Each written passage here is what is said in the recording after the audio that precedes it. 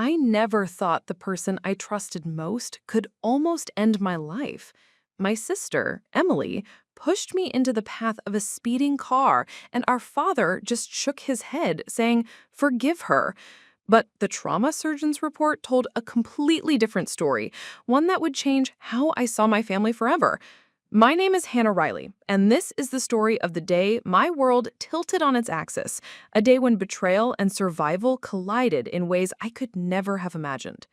Before we jump back in, tell us where you're tuning in from, and if this story touches you, make sure you're subscribed because tomorrow I've saved something extra special for you. It all started on a sunny Thursday morning in Maplewood, a quiet suburban town in Ohio, where life often felt too predictable for its own good. Our house on Cedar Lane was the kind of place where neighbors waved over their fences and everyone seemed to know everyone else's business. I had always believed that family was a sanctuary, a place of safety and trust. And for the most part, our household had been calm, if not entirely conventional. My father, a retired firefighter named George Riley, was a stern but loving man, the kind who taught you how to ride a bike, change a tire, and fix a leaky faucet, but also expected respect without question. My mother, Linda, had passed away when I was 12, leaving an emptiness that Emily, my older sister by 3 years, and I tried to fill in our own ways. Emily had always been intense, fiercely independent, and occasionally cruel in ways that were difficult to understand, even as children. Growing up, Emily and I had our share of fights, mostly over trivial things, borrowing clothes without asking, who got the front seat on family trips, or whose turn it was to wash the dishes. But over time, the arguments escalated into something deeper, something less explainable. There were moments when her jealousy and resentment seemed to bubble just beneath the surface, manifesting as subtle jabs or manipulative behavior. I brushed it off as sibling rivalry, convincing myself that she didn't really mean it. After all, she was my sister. Family sticks together, right? That's what Dad always said. On the morning in question, the air was crisp with the first hints of fall. Leaves had started to turn golden along the streets, and the sunlight filtered through the branches in warm shafts. I had just finished my morning jog and was heading back toward our house, earbuds in, oblivious to anything but my own thoughts. Emily had been unusually quiet that morning, a fact I noted but didn't dwell on. She had come downstairs earlier than usual, her expression distant, almost cold. When I greeted her with a cheerful, "Morning, Em," she barely glanced at me, muttering something about being late for a meeting at work. I didn't think much of it. As I approached the edge of our driveway, Emily suddenly appeared behind me. In that split second, I saw her eyes flash with a strange intensity, something I couldn't name but would never forget. Before I could react, she shoved me with a force that sent me stumbling backwards, and I felt the unmistakable rush of air and the screech of tires. My body hit the asphalt with a sickening thud as the car roared past me, missing me by mere inches. I scrambled backwards, heart hammering, lungs burning, convinced I had just died and been given a second chance I didn't deserve. Panic surged through me as I looked up at Emily, expecting to see fear or remorse, but her face was blank, almost eerily calm. I stumbled to my feet, trembling, my pulse racing like a runaway train. "What the hell, Emily?" I shouted, my voice breaking. I couldn't believe what had just happened. My mind raced. Was it an accident? Could it have been? But the look in her eyes said otherwise. It was deliberate, and the realization hit me harder than the asphalt ever could. I turned to run inside, desperate for my father, for anyone who could make sense of this, only to hear George's voice calling from the porch. "Hannah, calm down. Forgive her. She didn't mean it." I froze, disbelief rooting me to the spot. My father, my protector, my guide, was telling me to forgive the sister who had just nearly killed me. My mind spiraled. How could he say that? Was he blind? Or was he hiding something himself? Emily didn't flinch, didn't speak. She just walked past me as if nothing had happened, leaving me shaking on the driveway, staring after her in a mixture of horror and confusion. By the time the ambulance arrived, neighbors had gathered, murmuring and whispering, some in shock, others in disbelief. I remember the paramedics' calm, clinical voices as they checked my vitals and secured me to the stretcher. "You're lucky," they one of them said quietly, almost apologetically. That was a close call. The words barely registered. What I couldn't stop thinking about was Emily and how someone so close could turn so violent without warning. Finally, as the main course was cleared, my father's voice cut through the hum of conversation, sharp and deliberate. "Claire," he said, his tone carrying the kind of authority reserved for courtrooms or boardrooms. "A word, if you don't mind." All eyes turned toward me and my stomach sank.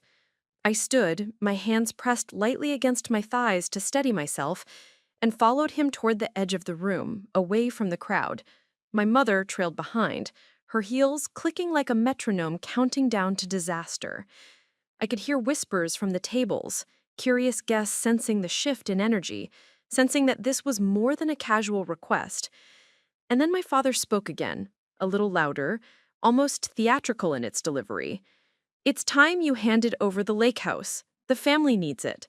Alyssa's wedding expenses. Everything we've done. It's all for the family. You can do the right thing, Claire." I felt my chest tighten, a rush of disbelief and anger surging through me. The lake house was ours in every sense except the name on the deed, and yet they were trying to claim it like some family entitlement. I could see the shock flicker across their faces, my refusal already imprinted in my expression before I even spoke. "No," I said firmly, my voice shaking slightly but resolute. "It's not happening. That house is mine and Michael's.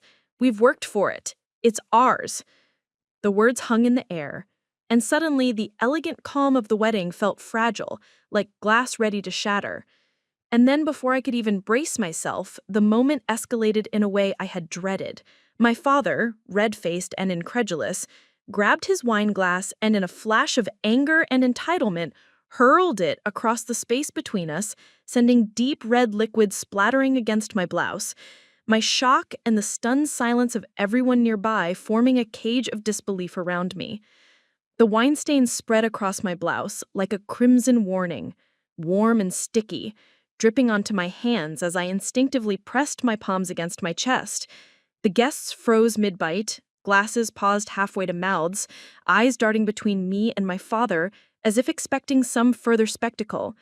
My mother's hand flew to her mouth, a half gasp of horror, but her eyes glinted with that familiar, calculating edge I had known my entire life. Approval, almost, for the chaos that Robert had just created. I felt the heat rise in my cheeks, not from embarrassment, though there was plenty, but from the surge of adrenaline that came with the sheer audacity of being attacked in front of everyone in the name of family entitlement. Michael immediately stepped toward me, gently guiding me back from the edge of the room, his calm demeanor a stark contrast to the storm swirling around my parents. "Claire, let's step outside," he whispered, his voice steady but low enough that only I could hear. I nodded, feeling the sting of wine on my skin and humiliation gnawing at the edges of my composure. But I knew he was right. I couldn't react here, not yet. Once outside, the cool evening air hit me like a balm and a shock simultaneously. My blouse clung uncomfortably to my skin, and I shivered, both from the cold and from the lingering tremor of anger. Michael handed me a napkin from his pocket, but it barely made a dent in the mess. I felt the knot in my chest tighten again as I thought of the dozens of eyes that had witnessed my father's outburst, the whispers that would inevitably start circulating the room once we returned. "Are you okay?" Michael asked gently, his hand brushing my shoulder. I wanted to tell him that I was fine, that I could handle this. But the truth was that I felt exposed, vulnerable in a way I hadn't experienced since childhood, when my parents' disapproval and manipulation had always loomed over me like a shadow I couldn't escape. I'll be okay," I finally said, taking a deep breath, trying to calm the fiery rage and humiliation twisting in my stomach. Michael didn't push further. He simply held my hand, anchoring me as we took a few steps away from the doors of the ballroom. Preparing and narrating this story took us a lot of time, so if you are enjoying it, subscribe to our channel. It means a lot to us. Now back to the story. Even as I tried to compose myself, my mind was racing, running through every possible way this could escalate. My parents had always used guilt and family loyalty as weapons, and now, with an audience, Robert had shifted into full-blown aggression. Elaine, though more composed, was a strategist. She never acted without careful consideration. Together, they had orchestrated countless emotional manipulations over the years, but I had always believed that my own boundaries were untouchable in matters of property and personal space. I had thought, perhaps naively, that Michael and I had built a life outside of their reach, that our sanctuary by Cedar Lake was untouchable. But clearly, the lake house represented more than a physical asset. It was a symbol of independence, and in their eyes, anything that symbolized my autonomy was fair game for conquest. I started noticing small patterns from the past, subtle moments I had dismissed as quirks.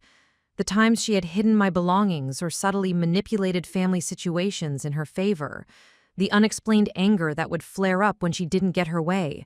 The way she would sometimes seem to revel in my missteps. Each memory, previously dismissed as sibling rivalry, now appeared in a darker light. I began to understand that what happened on the driveway was not an isolated incident, but the apex of a series of behaviors I had overlooked or minimized for the sake of peace. The tension at home became almost unbearable. I avoided Emily when I could, taking long walks or staying late at the hospital just to escape the charged atmosphere. Every interaction with George felt like a trap. His insistence on forgiveness felt like gaslighting, a way to make me question the validity of my own trauma. I started journaling, documenting the events, Emily's behaviors, and my own responses, trying to make sense of the chaos. Writing became the only place where I could be honest, the only space where my fear and anger were acknowledged rather than dismissed. By the end of that week, it became painfully clear. The Riley household had become a minefield. I couldn't trust Emily. I couldn't rely on my father for support. And yet, I still had to live here, still had to navigate the impossible terrain of family obligations, societal expectations, and my own need for safety. The hidden problem, the reality that those closest to me might not act in my best interest, loomed larger than ever.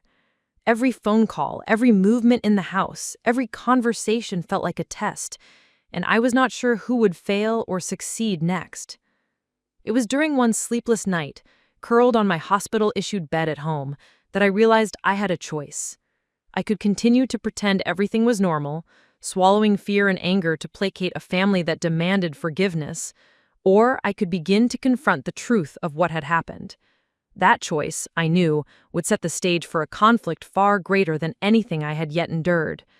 The hidden problem wasn't just Emily, it was the culture of denial and dismissal that protected her, that told me to ignore danger and carry on. And in that moment, as darkness pressed against the window pane and the quiet hum of the street below filled the room, I vowed not to stay silent. Not this time. A week passed in a haze of tension, hospital follow-ups, and uneasy silences. Each day, the memory of that shove replayed in my mind like a relentless film, the screeching tires and Emily's cold eyes etched into my consciousness. I tried to focus on work, answering emails and finishing projects, but every sound, the rumble of a passing car, the slam of a door, even a sudden cough, set my nerves on edge. I began to carry a small flashlight and my phone in my pocket at all times, a silent preparation in case Emily's impulsive behavior escalated again. Deep down, I knew I could not ignore what had happened. Pretending everything was fine was no longer an option. It was on a Wednesday morning during my first week back at work that the inciting incident occurred. I had just returned from a brief lunch, holding a sandwich in one hand and my phone in the other, when I noticed a message from an unknown number. The text read simply, "Be careful around Emily. She isn't as innocent as she looks." My heart lurched. My initial reaction was disbelief. Who would send something like this, and why? But the timing and the urgency of the message made my stomach knot. It wasn't just a prank or a wrong number. Someone knew something I didn't. My pulse quickened as I read the message again, trying to analyze its origin. The number was untraceable, a burner phone of sorts, but the warning was clear. My sister's shove had not been a moment of careless rage. It had been deliberate. And now, someone else was aware of it. I tried calling my father immediately, but his voicemail picked up. "Hannah, I'm busy right now. Remember to forgive Emily," he said, the same tone he had used all week. My fingers trembled as I hung up. Forgiveness was a word, a shield, a lie. It didn't protect me from the fact that I had almost been killed. My emotions shifted rapidly between fear, anger, and confusion. Who could I trust? Was my father truly blind to what happened, or was he actively choosing to ignore it? The thought that Emily's actions might have a deeper motive began to creep into my mind. That evening, I decided to investigate further. I returned home earlier than usual, hoping to catch Emily alone and perhaps understand what had motivated her. When I walked into the kitchen, she was sitting at the table, scrolling through her phone, the same faint smirk playing on her lips. "Hannah, you look tense," she said casually, glancing up. "Why don't you relax? You're taking everything so seriously." Her words were like acid, deliberately minimizing the horror of the previous week. I tried to confront her, asking, "Emily, why did you push me? Do you even understand how close I was to dying?" Her expression didn't waver. "Hannah, stop overreacting. It was a mistake, and Dad said you should forgive me." My body froze. That phrase, repeated again and again, felt like a betrayal within a betrayal. My father's insistence on forgiveness wasn't just unhelpful, it was actively protecting her from accountability. I realized then that I couldn't rely on him to intervene, and if I wanted justice, or even safety, I had to take matters into my own hands. Over the next few days, the pressure mounted. I began noticing subtle behaviors from Emily that I had previously dismissed. The way she would linger near doorways, watch me from across the room with unreadable expressions, and casually test my reactions to sudden noises or abrupt movements. It became clear that her shove wasn't an isolated act of aggression. It was part of a larger pattern of intimidation, a test of boundaries and control. I documented everything meticulously, keeping a private journal and taking photographs of minor incidents and evidence of her manipulations. This growing collection of observations became my lifeline, a tangible record that I could show someone if I needed help. Then came the breaking point, the moment I realized that my fear was no longer theoretical. One evening, as I returned from picking up groceries, Emily blocked the hallway leading to my bedroom. Her expression was unreadable, her posture casual, but every instinct in my body screamed danger. "You're really stressed, aren't you? Maybe you should just calm down before something bad happens." The implication hit me immediately, and my stomach dropped. This was not a joking threat. This was a deliberate attempt to intimidate me, to assert dominance, and test whether I would continue to obey the rules of forgiveness that my father had imposed. The realization left me shaking. I had to act. That night, I contacted a colleague who had recently completed a certification in trauma counseling. I explained what had happened, recounting the shove, the subsequent dismissal by my father, and Emily's ongoing behavior. Their reaction was immediate and validating. "Hannah, this isn't normal sibling behavior. You were in real danger, and it's important to protect yourself. You need to involve someone who can objectively assess the risk and document it officially." Their words were the first acknowledgement I had received that my trauma was real and that the threat from Emily was ongoing. For the first time, I felt a small measure of relief, not because the danger was gone, but because I realized I wasn't alone in seeing it. By the end of that week, I had arranged a meeting with a licensed therapist and prepared to take the next step, notifying the authorities about what had happened. The incident was no longer something I could manage privately. The situation had become unsustainable. Emily's actions were deliberate, escalating, and dangerous. My father's insistence on forgiveness only amplified the risk. I now had outside eyes prepared to see the truth, to examine evidence, and to intervene if necessary. The breaking point had arrived, and I understood that nothing in my family would ever be the same. The day I realized there was no turning back, began with a knock at the front door. My hands shook as I approached, a sense of both dread and hope flooding through me. Standing there was Detective Karen Monroe, a seasoned officer from the Maplewood Police Department, introduced by the therapist I had contacted days earlier. Her expression was calm but sharp, the kind that commanded attention without a word. I invited her inside, my mind spinning as I thought about what it meant to involve law enforcement. This was the moment I had been silently preparing for, the point of no return. Once someone external stepped into our family's private chaos, nothing could go back to the way it had been. Detective Monroe began by taking my statement in a quiet corner of the living room, her notebook open and pen poised. I recounted every detail: the shove, the screech of the car tires, Emily's expression, my father's insistence on forgiveness, and Emily's ongoing patterns of intimidation I had observed since childhood. As I spoke, Emily lingered in the background, her posture casual, as if unconcerned, yet every flicker of her gaze was calculated, measuring, calculating. It was impossible to ignore the tension that filled the room. It was a charged silence that made every word feel heavier than it should.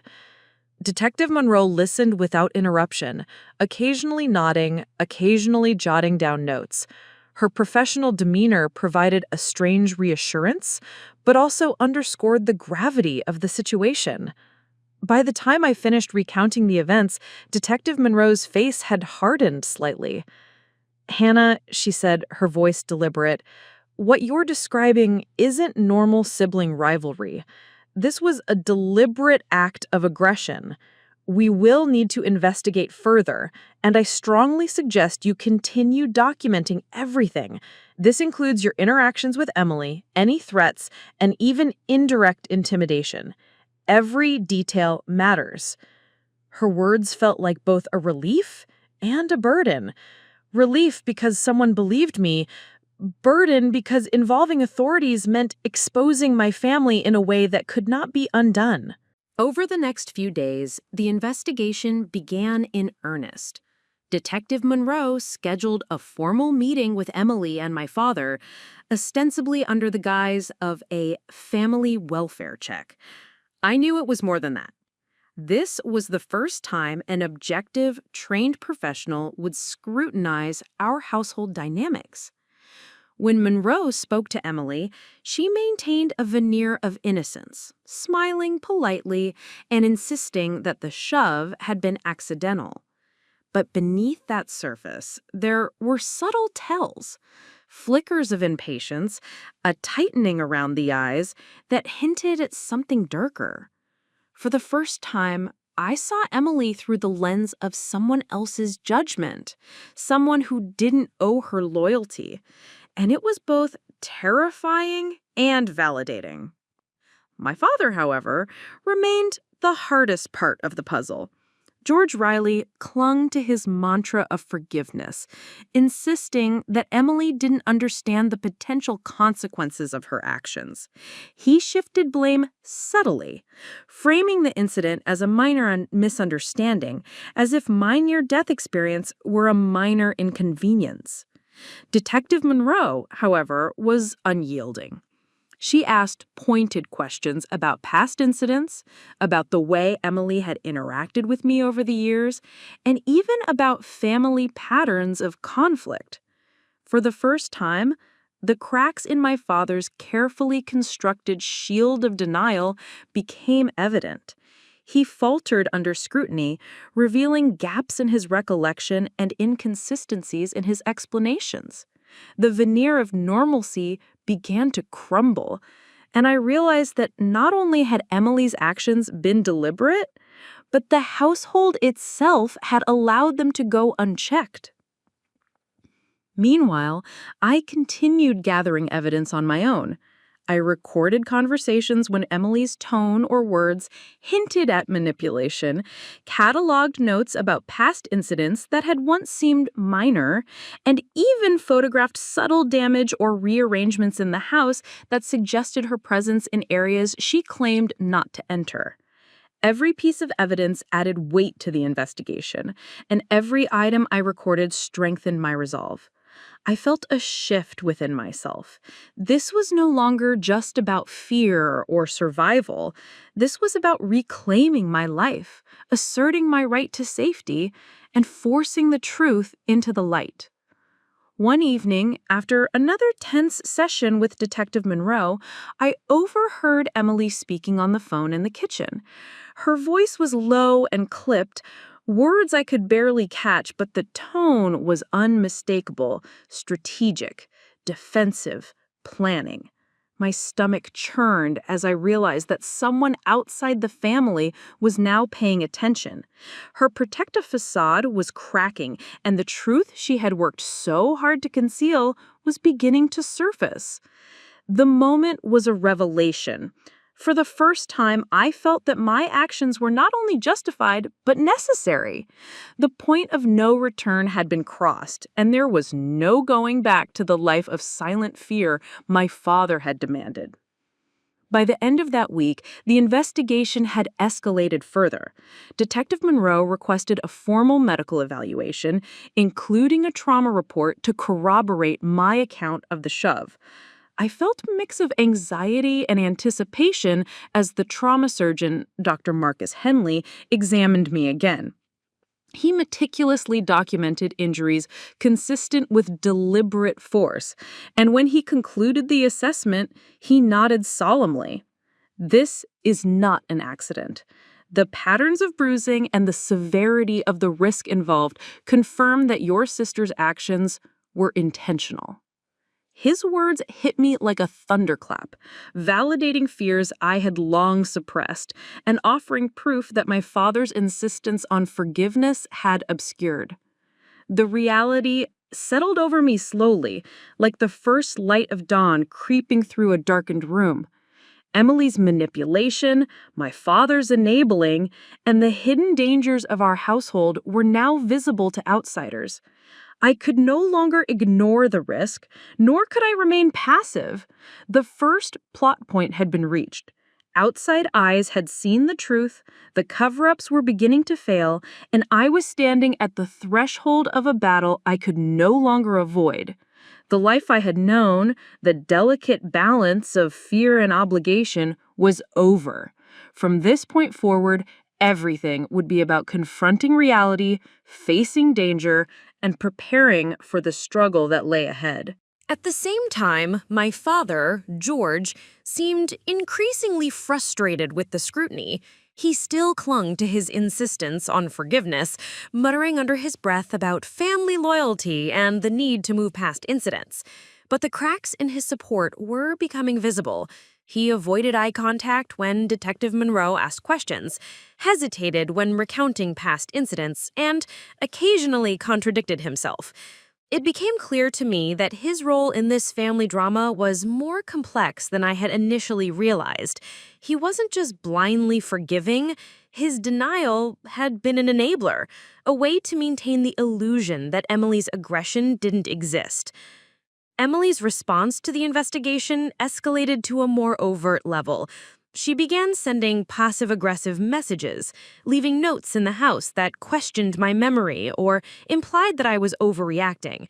At work, she attempted to manipulate mutual acquaintances, subtly planting doubt about my behavior and framing me as too sensitive or paranoid. These small acts were calculated and deliberate, aimed at undermining my credibility while keeping her own actions hidden. I realized that she was preparing for confrontation, anticipating the point at which the truth could no longer be ignored, and she was ready to fight to preserve her innocence in the eyes of the outside world. The rising opposition was not just psychological. One evening, I discovered that small, seemingly inconsequential things had been tampered with.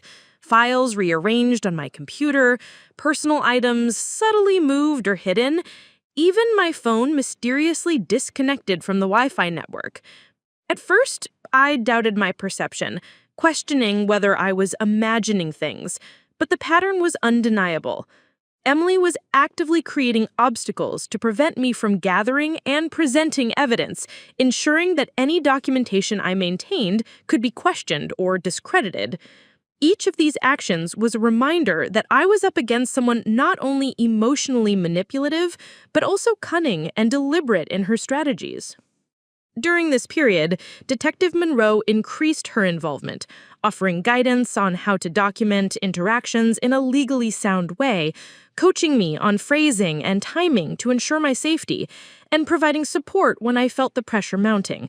Her presence was both a comfort and a stark reminder of the seriousness of the situation. She explained that evidence accumulation was crucial at this stage. It was no longer sufficient to rely on memory or verbal accounts. Everything had to be recorded, verified, and prepared for potential legal scrutiny. I realized that I had entered a new phase of the conflict, where survival depended not just on vigilance, but also on strategic action. The tension between Emily and me reached a peak one evening when she cornered me in the kitchen while I was preparing dinner. Her voice was calm but edged with threat. "You're really taking this far, aren't you, Hannah? Maybe someone should step in and check if you're remembering things correctly." My hands trembled as I set down the knife I had been using to chop vegetables. Her words were meant to provoke, to make me doubt my own perception of events, but I refused to give her the satisfaction. Instead, I calmly recited the incidents I had documented, referencing dates, times, and behaviors, showing her that I had been watching, remembering, and recording everything. Her smirk faltered for the first time in days, and I realized that evidence, objective, undeniable, was my strongest weapon against her manipulations. By this point, I had also begun confiding in a small circle of friends, sharing what was happening and the evidence I had gathered. Their responses were validating and supportive, a stark contrast to the dismissive attitudes I had encountered before involving the authorities. They helped me organize the documentation, suggested additional strategies for protection, and provided emotional support when the constant pressure began to take its toll. Slowly, I started feeling a sense of agency. Emily's opposition was real and formidable, but I was no longer isolated. Despite these small victories, the emotional toll was immense. Every interaction with Emily was a negotiation of fear and control, and every day felt like walking a tightrope over a pit of uncertainty. I could not fully relax, not in my own home, not in my own mind. Yet the process of documenting, validating, and confronting the opposition was slowly transforming me.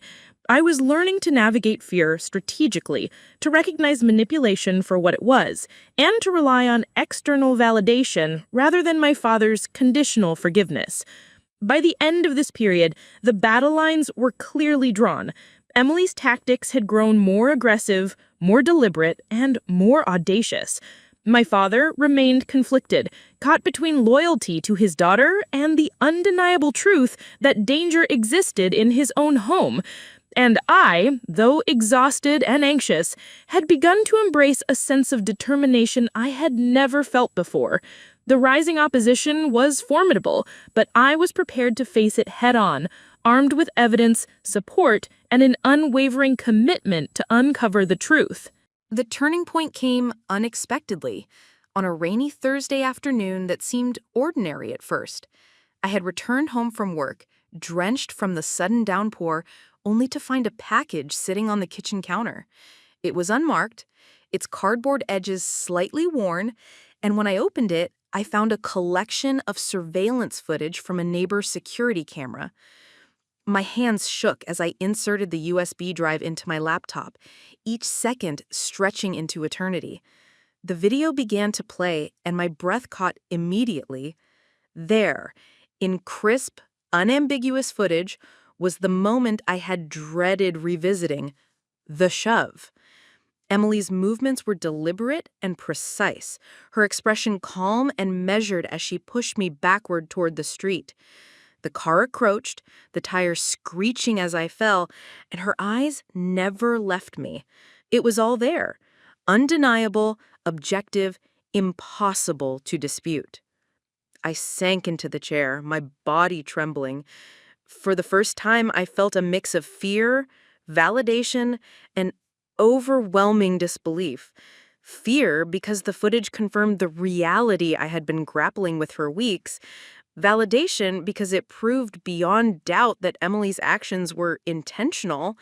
And disbelief because no amount of preparation could have prepared me for the stark reality of seeing the shove captured from an outside perspective. It was one thing to recall the memory, another to have it documented for the world to see, and yet here it was, irrefutable and precise. I felt a strange sense of calm wash over me, a combination of relief and determination. Immediately, I contacted Detective Monroe, sending her the footage and explaining where it had come from. Her response was swift and decisive. "Hannah, this is exactly the evidence we need. This proves beyond question that this was a deliberate act of aggression. We will need to incorporate it into the case and move forward carefully, but this changes everything." Her words echoed in my mind, confirming what I already knew. The truth was no longer a matter of interpretation. It was tangible, documented, and undeniable. For the first time since the incident, I felt a sense of control, not because the danger had disappeared, but because I could finally confront it with clarity and evidence. Over the next few days, the footage became central to the investigation. Detective Monroe coordinated with the trauma surgeon, Dr. Henley, who reviewed both the medical records and the video, corroborating the injuries with the timing and mechanics of the shove. He wrote a detailed report emphasizing that the force applied had been deliberate, that the trajectory of my fall had put me at extreme risk, and that the act was consistent with an intentional attempt to harm. Reading his words was both horrifying and empowering. The hidden truth that my father had dismissed, that Emily had tried to obscure, was now undeniable. Every argument, every attempt to gaslight me had been laid bare. Emily, of course, reacted as I had anticipated. Once she became aware that the video existed and was being reviewed by authorities, her demeanor shifted dramatically. The calm, composed exterior cracked, revealing flashes of panic, frustration, and anger. She became increasingly erratic, leaving notes around the house that seemed defensive and hastily written, calling me names, questioning my memory, and even attempting to claim that I had fabricated the entire story. It was almost comical, the lengths she would go to maintain her narrative, but beneath it was a stark realization. The truth was her greatest threat, and she was unprepared to face it. At home, the atmosphere shifted in ways that were both terrifying and validating. My father, George, was finally forced to confront the reality he had long ignored. Detective Monroe's involvement and the undeniable video evidence left him with no room for platitudes about forgiveness. For the first time, he expressed genuine concern for my safety and acknowledged the gravity of Emily's behavior. Watching him process the reality of what had happened was strange. His rigid demeanor softened slightly, and for a brief moment I saw the man who had once been my protector emerge from behind the veil of denial. But the damage to trust was deep, and I knew that reconciliation would take time. The revelation also brought an unexpected sense of empowerment. Seeing the shove in its entirety, corroborated by Dr. Henley's report, transformed my fear into resolve. I realized that the story I had been living in silence could now be told openly, without the fear of disbelief or dismissal. This was not just about survival anymore. It was about reclaiming agency, asserting the truth, and ensuring that the danger Emily posed was recognized and addressed. I began planning my next steps with deliberate care, consulting with Detective Monroe and the trauma team on how to proceed legally and safely. At the same time, I began to understand the broader implications of the revelation. Emily's actions were symptomatic of a deeper pattern of manipulation and control that had been hidden by the familiar rhetoric of forgiveness and family loyalty. The undeniable proof forced me to reevaluate my relationships, my assumptions, and the very foundation of trust I had built around my family. It was a turning point, not only in the investigation, but in my understanding of myself, my boundaries, and my right to safety. By the end of that week, the reality was clear. The truth could no longer be denied. Emily's aggression was documented, undeniable, and actionable. My father, once a barrier to accountability, was now confronted with the facts. And I, though exhausted and emotionally raw, felt a newfound clarity and purpose. The midpoint had arrived, the major revelation was complete, and from this moment forward, the trajectory of our lives and the unfolding confrontation would be irrevocably changed. Nothing could go back to the way it had been, and for the first time, I felt prepared to face what was coming next. The day I made the decision to stop protecting my sister and finally speak out fully began with a sense of suffocating clarity. I had spent weeks gathering evidence, documenting behavior, consulting with Detective Monroe, and enduring the escalating tension of a household built on denial and fear. The footage, the trauma report, and the meticulous documentation I had collected left no doubt. Emily had deliberately pushed me into traffic, endangering my life in a way that could not be minimized or rationalized. But as much as I had proof, the thought of confronting her and my father fully was terrifying. I had been conditioned to forgive, to prioritize family harmony, to suppress my fear and anger for the sake of appearances. Yet something inside me had shifted. Fear no longer seemed like a sufficient reason to remain silent. The breaking point came in the quiet of the early morning. I had been lying awake listening to the patter of rain against the window when Emily entered the kitchen to grab coffee. Her movements were deliberate and watchful, as if testing my response. She smiled faintly, a flash of the same smugness that had haunted me for weeks. My pulse quickened, but instead of retreating, I stood up, feeling a surge of resolve. I realized in that moment that hiding the truth any longer was not protecting anyone. It was enabling her. If I stayed silent, I risked her escalating further, endangering not just me, but potentially others in the future. The choice was no longer abstract. It was a matter of life and safety, and it demanded action. I called Detective Monroe and arranged an urgent meeting. She arrived within the hour, and together we sat at the kitchen table, the rain drumming against the windows, like a backdrop to the tension that filled the room. I laid out every piece of evidence, the surveillance footage, the trauma report from Dr. Henley, and my detailed journal documenting Emily's escalating patterns of intimidation. Each item reinforced the narrative of deliberate aggression, of manipulation, and of the danger I had faced. As I spoke, I could feel Emily observing from across the room, her smirk now replaced with something more guarded, an awareness that her usual tactics were losing their efficacy. By mid-morning, I realized that speaking the truth meant more than just presenting evidence. It meant confronting my father directly. George had been protective in the past, but his insistence on forgiveness had blinded him to reality, and now he was a barrier to both justice and safety. I called him into the kitchen, my hands steady but my voice firm. "Dad, you need to see this. You need to understand what Emily did and why it can't be ignored." His expression was a mix of confusion, defensiveness, and reluctant concern.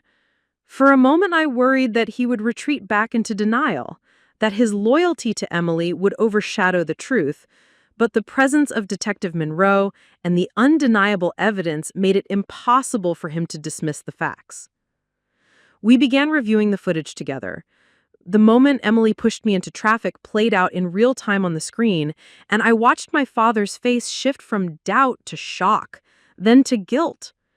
I could see him struggling with the implications, realizing for the first time the magnitude of the danger I had faced and the extent to which he had enabled her behavior. "Hannah, I didn't know it was that bad," he stammered, his voice strained.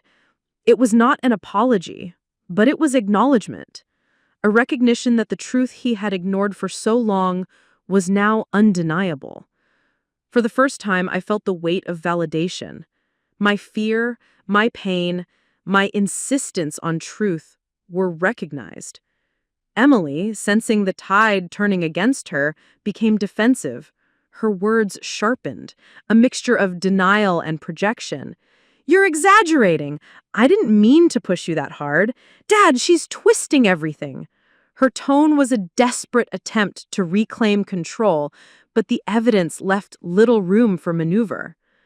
Detective Monroe calmly intervened, reiterating the objective facts, the timeline, and the corroborating medical reports. The presence of a neutral, authoritative figure reinforced the reality that Emily's attempts to manipulate the narrative were failing. I realized that this moment, the confrontation, the undeniable evidence, and the exposure of Emily's aggression marked the true point of no return. From here, there was no going back to silence, no returning to a household where fear and denial dictated behavior. Allies had been revealed, opposition was documented, and the truth was finally taking precedence over fear, loyalty, and the illusion of forgiveness. I felt a strange mixture of relief and exhaustion. Relief, because the truth was now visible and recognized. Exhaustion, because the process of confronting it demanded everything I had, emotionally, mentally, and physically.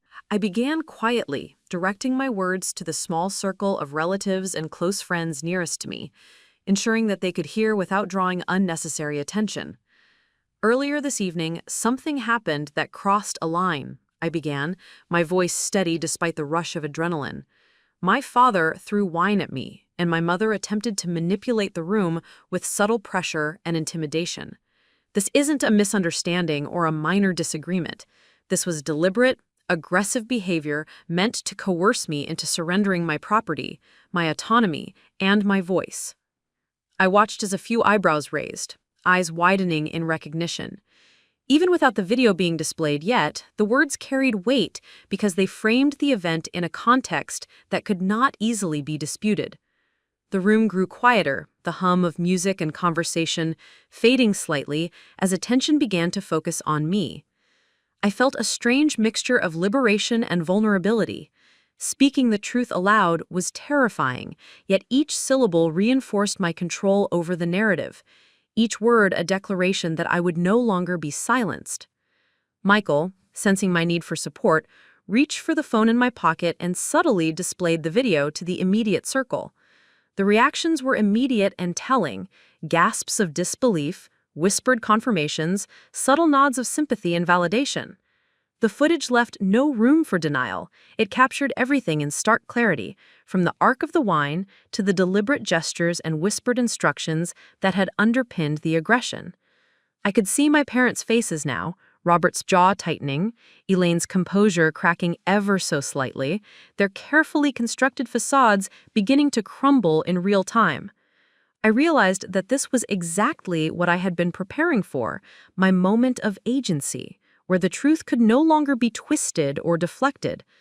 I felt a wave of empowerment, a clarity that had been missing for years as the room collectively registered the reality that had been hidden behind polite smiles and manipulative charm.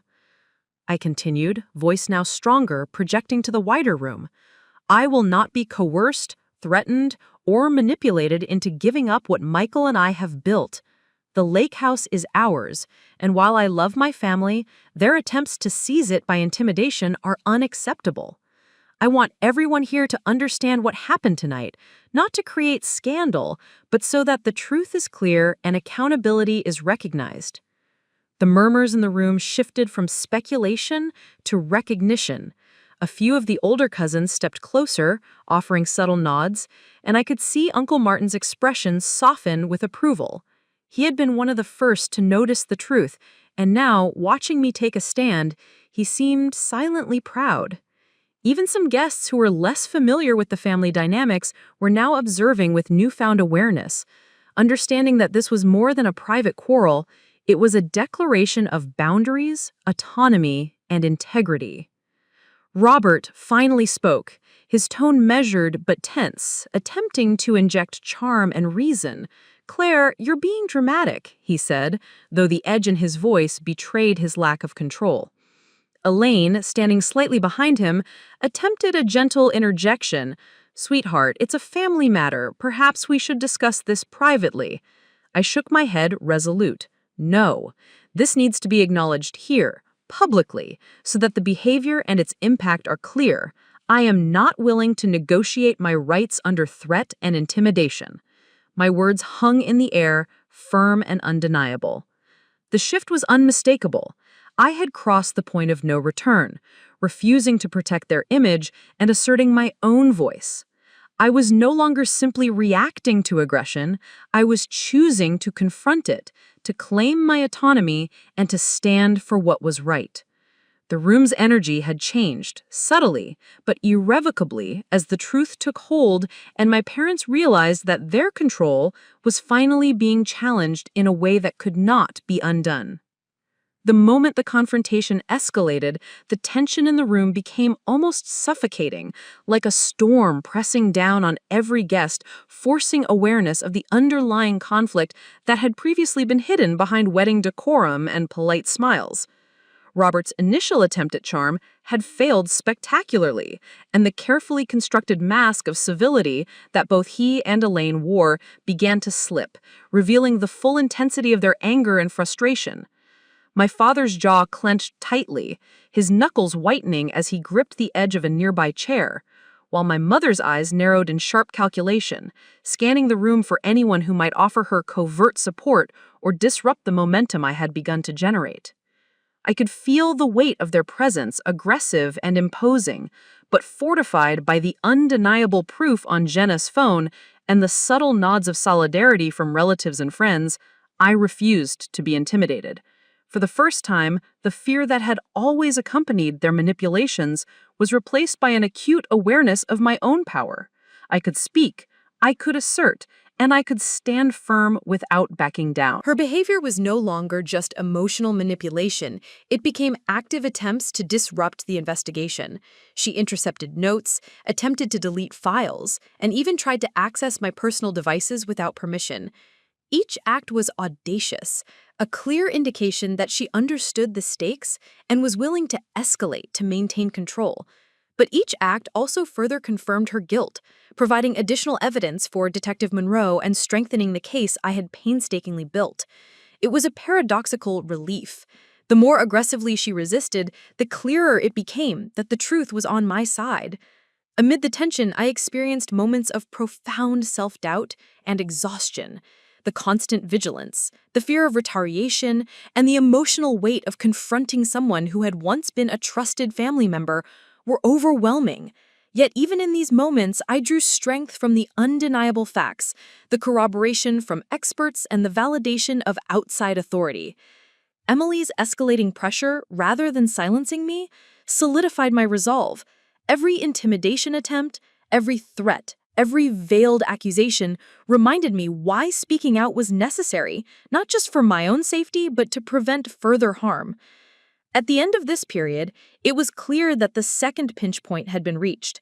Emily had escalated her opposition to its highest level, revealing her true nature and the lengths she would go to maintain control.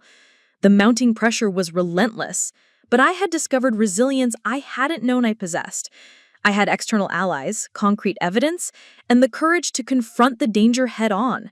The stage was set for the darkest moments yet, where the consequences of speaking the truth would become most immediate and intense. I knew that the coming days would test every ounce of my strength, but I also understood that the confrontation was necessary. There was no turning back. The night I hit my lowest point began quietly, but the weight of everything I had endured pressed down on me like a physical force. After weeks of confrontation, documentation, and escalating tension, the emotional exhaustion finally caught up to me. I sat alone in my bedroom, the shadows from the bedside lamp stretching across the walls, and felt a sense of despair that was almost suffocating. Emily's escalation had not abated. If anything, her behavior had grown more menacing, and my father, though aware of the truth, still vacillated between support and doubt, leaving me with a precarious balance of protection and vulnerability. The house, once a home, now felt like a cage. Every creak of the floorboards, every flicker of movement in the hallway reminded me that I was trapped in a battle where there was no room for hesitation. Emily's attacks had become more direct and unrelenting. That morning, she had intercepted a message I intended to send to Detective Monroe, deleting it before I could even click send. Earlier in the week, she had shoved my laptop off the counter when I was reviewing footage, the screen cracking on impact. These acts were deliberate attempts to destabilize me, to make me question my own memory, perception, and judgment. The psychological toll was immense, and for the first time, I felt the creeping sensation of hopelessness. I questioned whether I could continue the fight, whether my body and mind could endure the relentless stress, and whether exposing the truth was worth the personal cost. Compounding this, my father's indecision added a layer of complexity that was almost unbearable. While he had acknowledged the reality of the situation, he still spoke in terms of forgiveness, urging me to temper my actions and, at times, subtly blaming me for escalating tension within the family. His words, though not hostile, carried the weight of expectation and guilt, and I found myself torn between loyalty and self-preservation. I realized that the emotional burden I had carried for years, fear, doubt, and a need for approval was magnified by the very people whose support I needed most. It was a lonely, isolating realization, one that made the fight for truth feel like an uphill climb with no visible summit. The culmination of these pressures arrived one evening when Emily confronted me in my room. Her voice was low but sharp, each word dripping with contempt. "You think you're winning? Everyone's going to turn against you. No one will stand with you in the end." Her eyes were cold, scanning me for signs of weakness, and I felt the weight of her words like stones pressing into my chest. The message was clear, the truth had consequences, and I was about to face the full force of retaliation.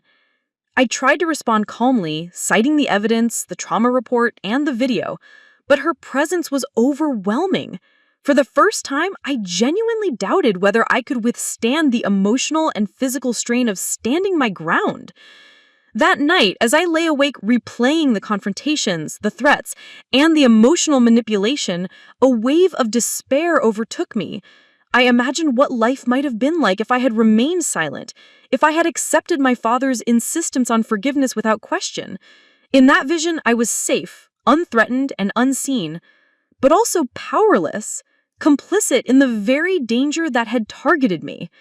The realization was devastating. Speaking the truth was isolating, exhausting, and terrifying. Yet silence would have been a betrayal of my own life and safety. The choice between these two paths, courage or compliance, felt like standing on a razor's edge, with the weight of consequence pressing down from all sides. The psychological strain manifested physically as well. My chest tightened, my stomach churned, and every minor sound made me flinch. Simple tasks felt monumental.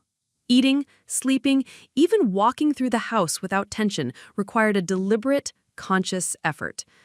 I began questioning my own judgment, wondering whether I had misinterpreted events, whether my evidence was sufficient, whether anyone would ultimately believe me. The isolation was compounded by the knowledge that, while Detective Monroe had been supportive, the process was slow, and the immediate reality of living under the same roof as someone who had tried to endanger my life was inescapable. I confided in one close friend during this period, someone who had witnessed parts of the struggle from a distance. Speaking aloud about the threats, the fear, and the ongoing manipulation provided a small measure of relief, but it also forced me to confront the depth of my vulnerability. For hours, I cried, I shook, and I allowed myself to feel the weight of despair fully. It was a cathartic, painful process, one that revealed both my fragility and my resilience. Even in the depths of this night, a part of me recognized that survival required acknowledging the pain rather than suppressing it. By the end of the night, I understood that this dark moment, though unbearable, was necessary. It was the emotional nadir, the point at which the consequences of speaking the truth were most immediate and personal. I had been tested not by abstract danger, but by the convergence of family loyalty, fear, manipulation, and isolation. And yet, amidst the pain, a flicker of determination remained. I realized that the choice I had made, to document, to confront, to speak, was still valid, still necessary, and that the emotional toll, as devastating as it was proof of the gravity of the battle I had undertaken. Though I felt broken, exhausted, and uncertain, I knew that the lowest point was also a turning point. The intensity of fear and backlash had clarified the stakes. My life, my safety, and my right to be believed were non-negotiable. The confrontation with Emily, the wavering support of my father, and the relentless pressure of isolation had stripped away illusions and forced me to recognize both my vulnerability and my strength. The dark night of the soul had arrived, but within it lay the seed of resilience, the understanding that from this depth I could rise, confront the antagonist fully, and prepare for the ultimate showdown. The morning of the confrontation arrived with a sense of inevitability that was almost palpable. After weeks of fear, manipulation, and strategic preparation, I finally understood that there was no turning back. Emily's pattern of aggression, the undeniable video footage, and Dr. Henley's trauma report had created a foundation too solid for denial. Yet standing in the living room that morning, watching her pace with controlled agitation, I felt my pulse quicken. The truth was no longer something I could quietly document. It had to be presented, witnessed, and validated. The weight of that responsibility pressed on me, but for the first time it was paired with a sharp sense of clarity and purpose. I called my father, George, into the room, his expression tense but attentive. "We need to address this," I said, my voice steady despite the storm of anxiety I felt inside. Detective Monroe was already present, her calm authority radiating a sense of order in the otherwise charged atmosphere. Emily, sensing the inevitability, shifted from her usual defiance to a mix of guarded hostility and veiled panic. Her eyes scanned the room, looking for allies, for escape routes, for a shred of control she could cling to. There was none. The stage was set for the ultimate reckoning. I began by presenting the evidence systematically. The surveillance footage played on the laptop, showing the moment she pushed me into traffic. I paused at keyframes, pointing out her deliberate stance, her calm expression, and the trajectory of my fall. The room was silent except for the soft hum of a laptop and the distant rain against the windows. George's face shifted from disbelief to horror, then to a pained recognition of the truth he had long resisted. Emily's composure wavered as she realized that the objective reality of her actions was now undeniable, witnessed by both my father and an outside authority. Next, I introduced Dr. Henley's trauma report. The detailed medical analysis confirmed that the injuries I sustained were consistent with a deliberate shove, not an accident. The language of the report, clinical, precise, and unemotional, added a weight to the evidence that was impossible to dispute. The force applied, Dr. Henley's summary read aloud, was intentional and sufficient to create a high risk of severe injury or death. This incident cannot be construed as accidental. Emery's attempts to interject, to claim misinterpretation, faltered against the irrefutable facts. Every argument she had prepared dissolved in the face of concrete proof. George, my father, finally spoke. His voice was heavy with emotion, a mix of anger, regret, and protective instinct. "Emily, I don't know why you did this. I don't know how it got to this point. But Hannah is telling the truth. She's been brave enough to face something that we all ignored for too long." His words, simple yet profound, marked a shift in the family dynamic. For the first time, acknowledgement and accountability were prioritized over denial and misplaced loyalty. Emily's defiance faltered further as she realized that even her father's support could no longer shield her from the consequences of her actions. The climax reached its peak as we collectively reviewed every piece of corroborating evidence, leaving no room for doubt. Emily's psychological tactics, her manipulations, and her attempts to control the narrative were all exposed. Every piece of intimidation, every veiled threat, every moment of denial was documented and analyzed. The culmination was undeniable. The truth was fully revealed, witnessed, and validated. I felt a surge of both exhaustion and empowerment. The confrontation, though draining, had stripped away the fog of fear and deception, revealing the reality in stark, unflinching detail. At the end of the session, Detective Monroe laid out the next steps. Emily would be held accountable through formal channels, protective measures would be reinforced, and my father, George, had pledged to actively support the pursuit of safety and truth. The tension that had dominated the household for months began to lift, replaced with a cautious but tangible sense of resolution. I realized that this was more than just personal vindication. It was a moment of justice, a clear statement that deliberate harm could not be ignored, and that speaking out, no matter the cost, was the path to safety and empowerment. Sitting there, watching the storm outside begin to clear, I felt the full emotional weight of the journey I had endured. The fear, the isolation, the intimidation, all of it had led to this moment of clarity and confrontation. Emily, stripped of her manipulative control, could no longer dictate the narrative, and my father, once blinded by the need for forgiveness, had been forced to acknowledge the reality of the danger.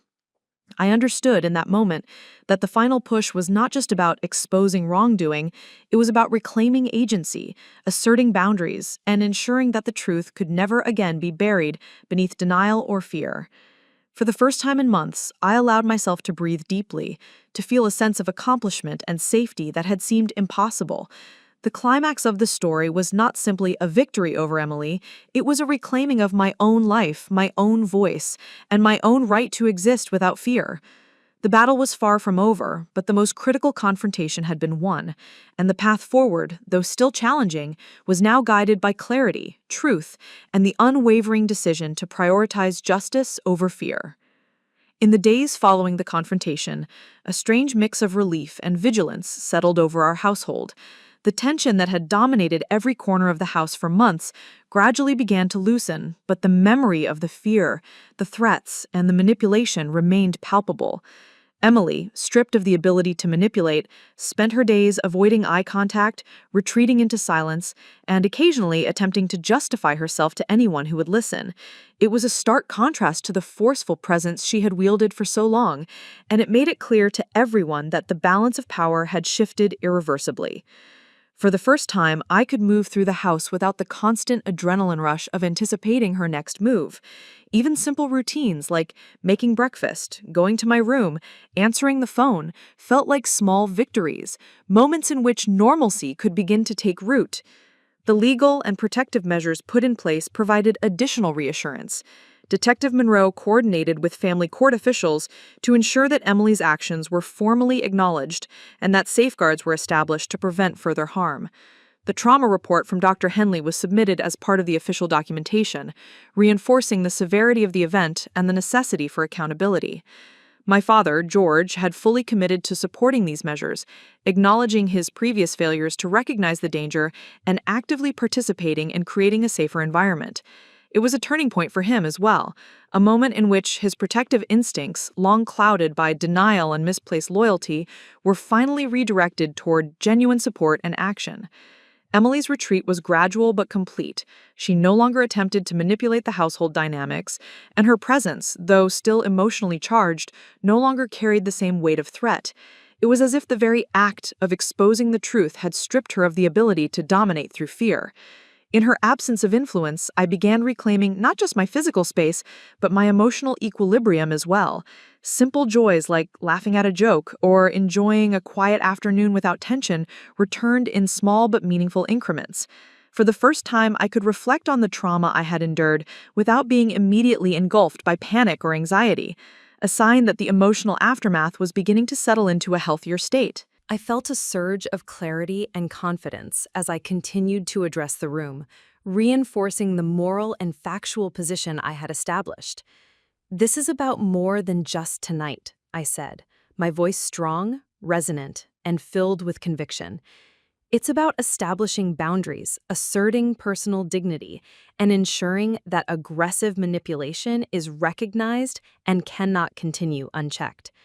I hope this serves as a reminder that truth, courage, and integrity are more powerful than intimidation and coercion." The room responded subtly but unmistakably.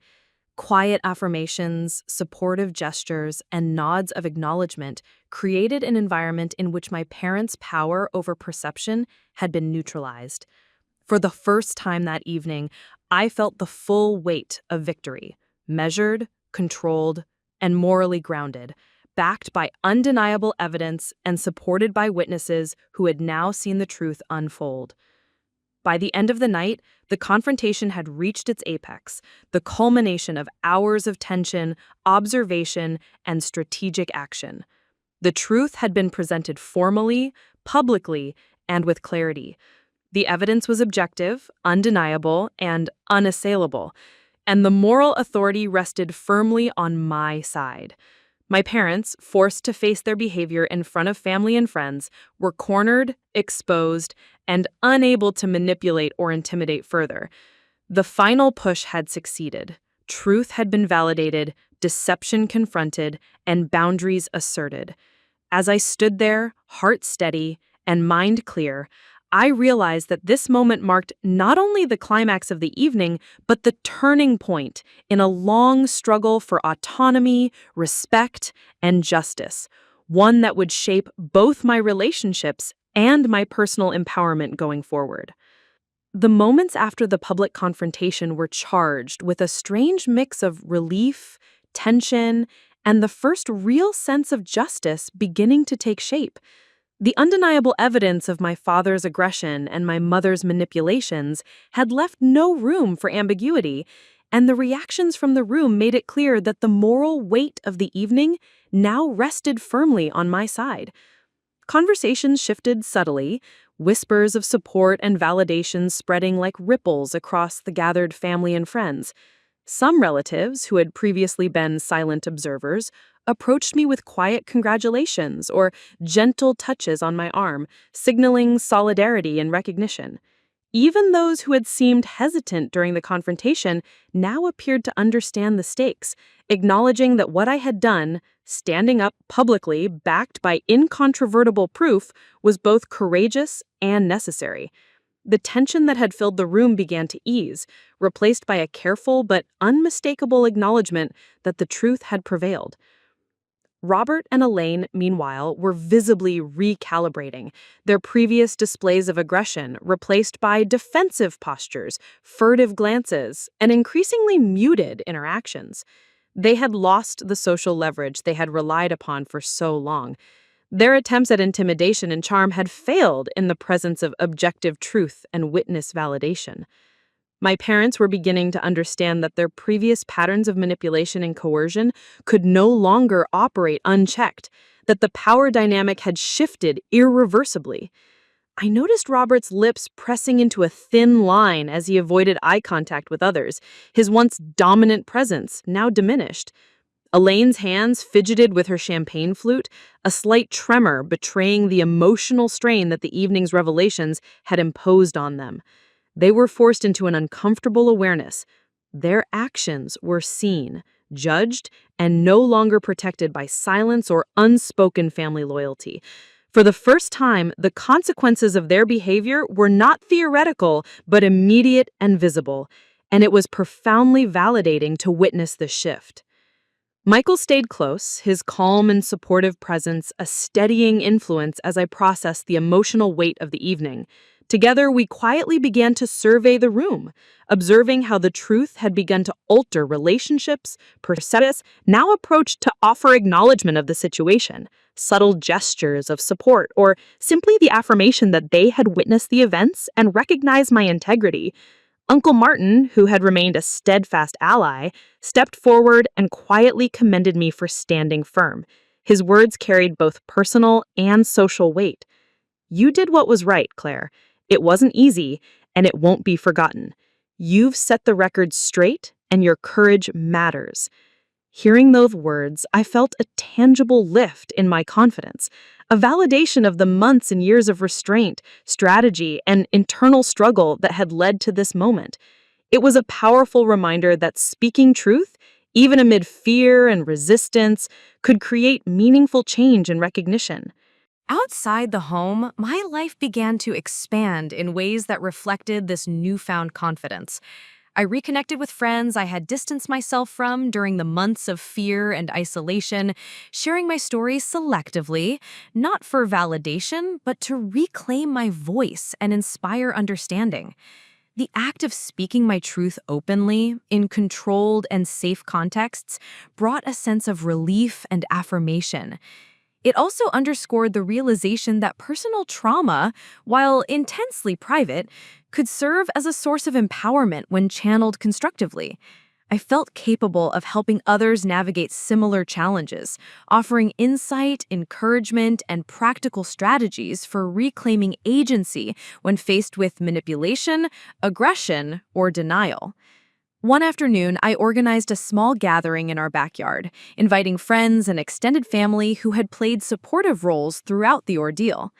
George was there, more present and engaged than he had been in years, and though Emily was absent, partly by choice, partly by the formal protective measures, her absence did not diminish the significance of the gathering. We shared stories, laughed, and acknowledged the difficult journey that had led us to this point.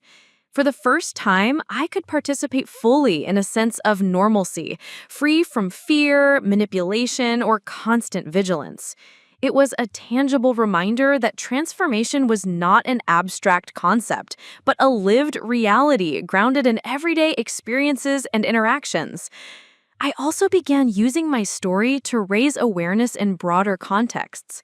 Online communities and support groups became platforms where I could share insights about trauma, family manipulation, and the importance of evidence and accountability. Through carefully crafted posts, personal essays, and moderated discussions, I connected with people facing similar situations, offering guidance on documentation, self-protection, and the emotional process of confronting loved ones who had caused harm. The act of sharing, teaching, and mentoring became deeply fulfilling, transforming my personal journey into a tool for collective empowerment. I realized that the courage I had summoned to speak my truth could ripple outward, helping others recognize that they too could reclaim agency in the face of fear and intimidation. The most powerful symbol of my transformation emerged in the quiet moments of reflection. Standing on the porch at sunset, the golden light spilling across the yard, I felt an overwhelming sense of accomplishment and self-possession. The fear that had once dominated my thoughts, the memory of being shoved into traffic, the months of emotional manipulation, the uncertainty of parental support, had been transmuted into a reservoir of strength. I was no longer the girl defined by trauma. I was Hannah Miller, a young woman who had faced danger, adversity, and betrayal and emerged stronger, more confident, and fully in control of her life. The symbolism of the sunset, marking both endings and new beginnings, mirrored my personal journey. A transition from fear to empowerment, from silence to voice, from vulnerability to resilience. This transformation extended into practical changes in my life as well. I adopted routines that emphasized self-care, safety, and personal growth. Exercise, mindfulness, creative projects, and community engagement became pillars of my new existence, reinforcing both physical and emotional resilience. I also developed clearer boundaries with family members, establishing rules for communication and interaction that prioritized honesty, respect, and accountability. Each decision reinforced the sense that I was no longer living under the shadow of fear or manipulation.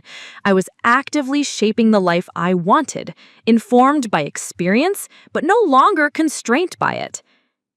In the final reckoning, the true victory was not merely the exposure of Emily's actions or the validation of my trauma. It was the reclamation of my own narrative. Every act of courage, every confrontation, every documented piece of evidence had contributed not just to accountability, but to the restoration of self. I had transformed fear into action, manipulation into awareness, and isolation into empowerment. The truth had prevailed, not just in a legal or formal sense, but in the lived reality of my daily life. I had emerged from the darkness of fear, threats, and familial denial into a space defined by agency, purpose, and hope. As I gazed across the yard that evening, feeling the warmth of the sun on my face and the gentle breeze in my hair, I understood that this was the culmination of my journey. Not the end, but the beginning of a life guided by courage, truth, and resilience. I had survived, I had confronted, and I had transformed. The trauma, while always a part of me, no longer controlled me. I had reclaimed my voice, my power, and my future. And in that quiet moment, I felt a profound sense of peace, purpose, and unwavering hope. A life fully renewed, forged in the truth I bravely chose to speak. Up next, you've got two more standout stories right on your screen. If this one hit the mark, you won't want to pass these up. Just click and check them out. And don't forget to subscribe and turn on the notification bell so you don't miss any upload from us.